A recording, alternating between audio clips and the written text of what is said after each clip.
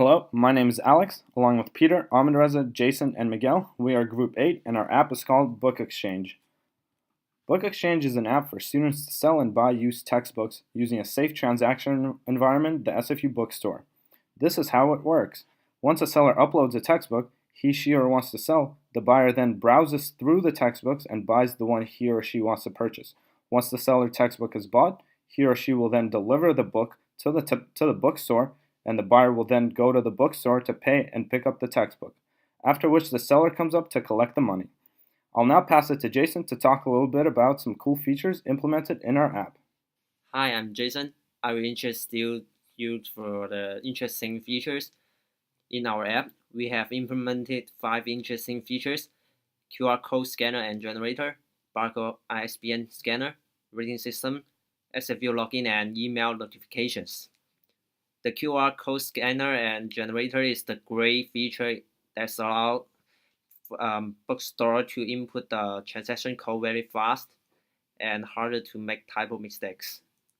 The barcode scanner can make sellers' life easier because the ISBN is long, and inputting ISBN is very easy to make mistakes. Now we have the barcode feature in our app. Users just need to use their camera to scan the barcode on the bottom of the book, and the app will detect the barcode immediately. We have rating system for buyer to rate the seller in terms of delivery speed and accuracy of the condition description in order to improve the user experience. The login feature is the best way to limit our user range to SFU student only.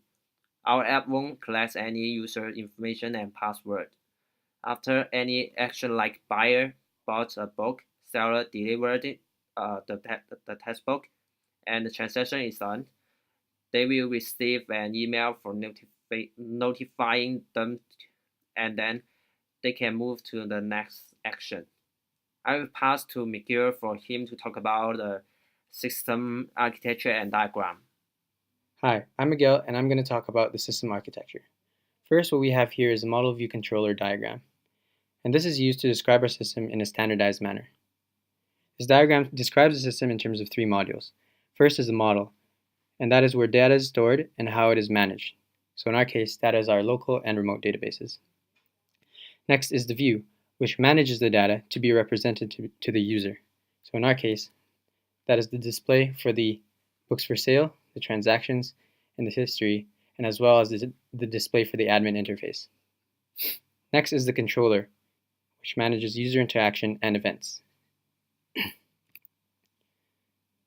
What we have here is the box and line diagram for our system architecture. This is the model used for the majority of our system design. It consists of 4 main modules: the user interface, the admin interface, the local database, the remote database. Essentially, queries to the local and remote databases pull the necessary data for UI and admin interfaces. And also, updating transaction happens with the admin interface. It will modify the remote database to do this.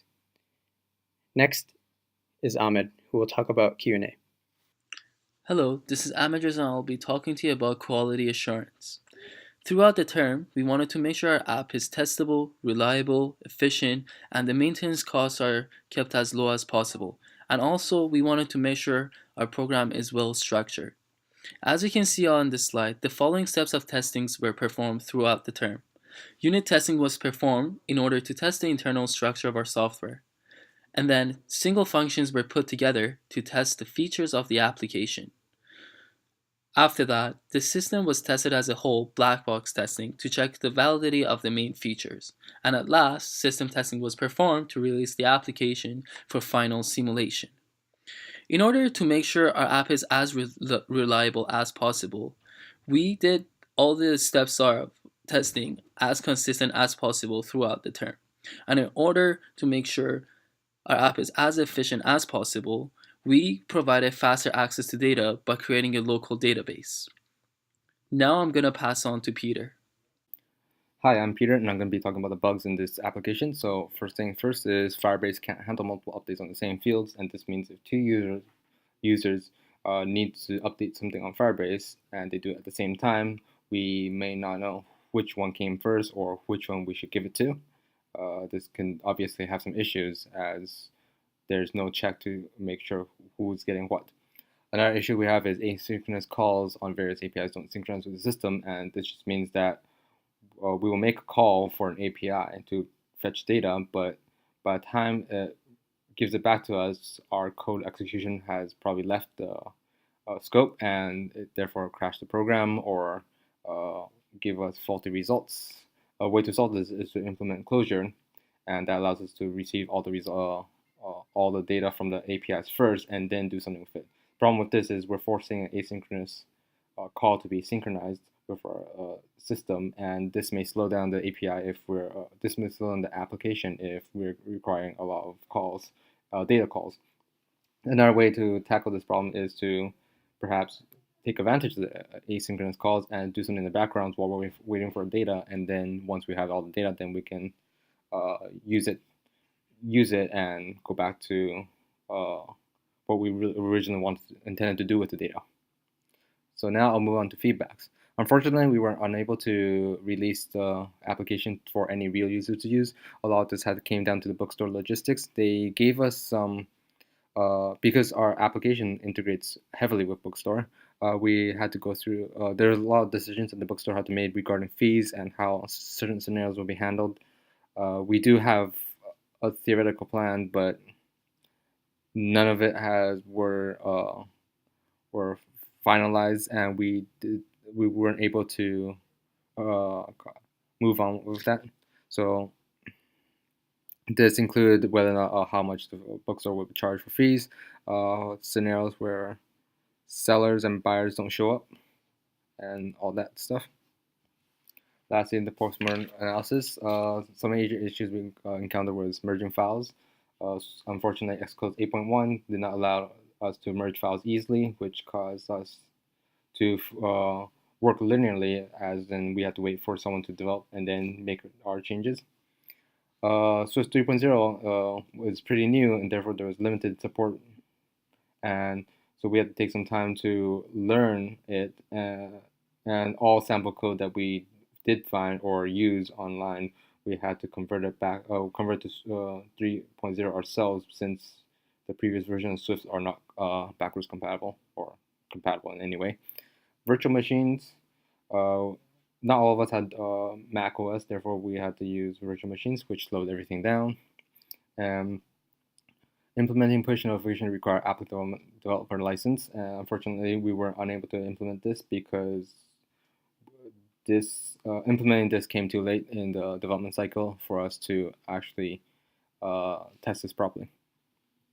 Working in large teams create communication issues, and that just meant that we had to backtrack every now and then and keep track of what people was doing, and maybe sometimes lose track of what people was doing. So scheduling more group meetings is definitely helpful there.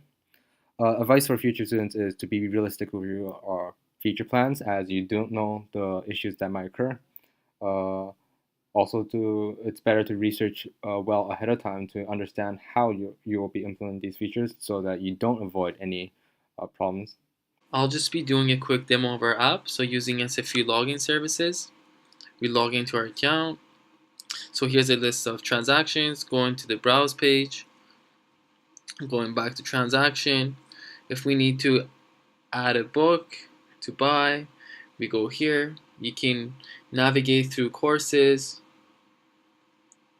We actually have a ISBN scanner where you can scan an ISBN,